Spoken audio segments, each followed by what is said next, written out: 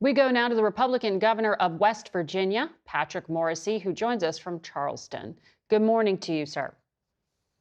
Hey, good morning, Margaret. Good to be with you. So your state has one of the highest poverty rates in the country. Nearly 16% of residents rely on food stamps, that SNAP program we've been talking about. In fact, the very first food stamp pilot program began in West Virginia back in the 1960s. Given the current shutdown and how rural your state is, I wonder, are you able to get help to those who need it right now? Absolutely. Look, great question. I do want to start out. First of all, thank you for having me on the program. One piece of information coming out of West Virginia, we've had a mining accident and we have teams down looking for a missing miner. I just want to say that our hearts and prayers go out to the family of that miner. We're doing everything we can to locate that person.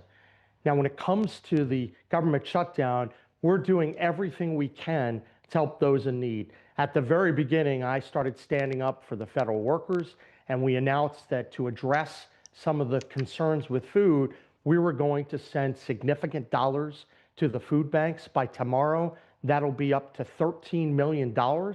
I've activated the National Guard, and we're doing things to make sure that no one in West Virginia goes hungry. Our people are hurting right now, and I'm doing everything I can to solve the problems while Washington bickers. But I do want to be clear, this shutdown could come to an end right away. It's up to Chuck Schumer or just having 6 more Democrats step across the line. There's been a clean CR on the table available for some time. People should take advantage of that, and let's get the government reopened, and then we can go about the business of fixing the many other problems facing our country. I'm sorry to hear about the mining accident, but on the issue of food stamps, Governor Moore of Maryland said that he had been told the state would be punished essentially for fronting the money. Is that the message the federal government also gave to you? West Virginia won't get those dollars back? No, well, first of all, I want to emphasize the Trump administration has been a great partner to work with throughout the past year in terms of the economic progress that we're making here in West Virginia. Sure. But also, we've reached out. I was the first person to reach out to the federal government. So we had our national parks reopened. And now we're working by activating the Guard and putting resources at the food banks. We're actually making a difference to keep people from getting hungry. So we've been in very close contact with the Trump administration, and they've been very cooperative. Look, I think they know, and everyone's frustrated, that you're 6 votes short. These Democrats are saying no to reopening the government. It's a Schumer shutdown. I think President Trump is bending over backwards to be helpful, and I'm excited about the things he's doing in terms of how he's handling this and the broader economic issues at large. Well, there is the fight in the courts specifically about providing full food aid. The Trump administration initiated that. I want to play something for you because 70% of West Virginians voted for President Trump in the last election. But here's how he described the food stamp program. Largely, when you talk about SNAP, you're talking about largely Democrats. But I'm president. I want to help everybody. I want to help Democrats and Republicans. But when you're talking about SNAP, if you look, it's largely Democrats. They're hurting their own people.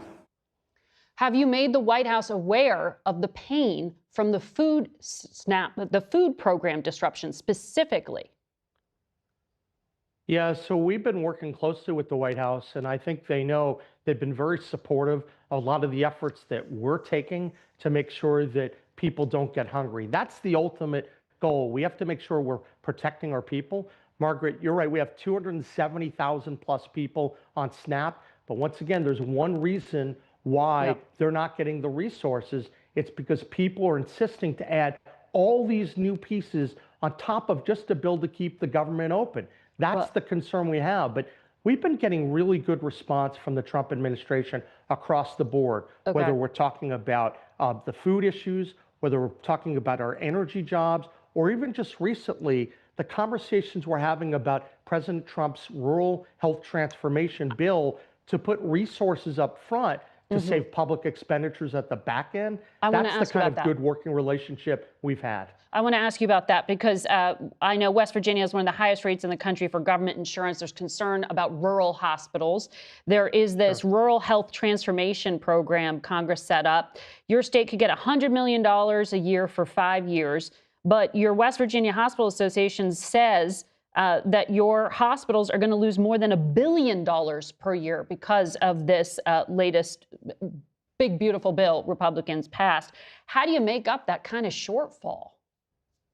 Well, I think what President Trump and RFK and Dr. Oz are trying to do is common sense.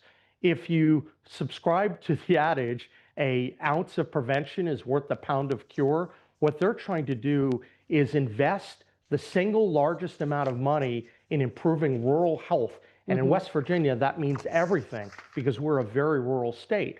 So the resources can go to invest in our people, to invest in our hospitals, our providers, and the technology that actually can move the needle in terms of improving healthcare outcomes up front, attacking obesity and COPD and substance use disorder. So we're really excited about that because if we apply the resources the right way, I don't think we're going to have the diminution of public expenditures at the back end.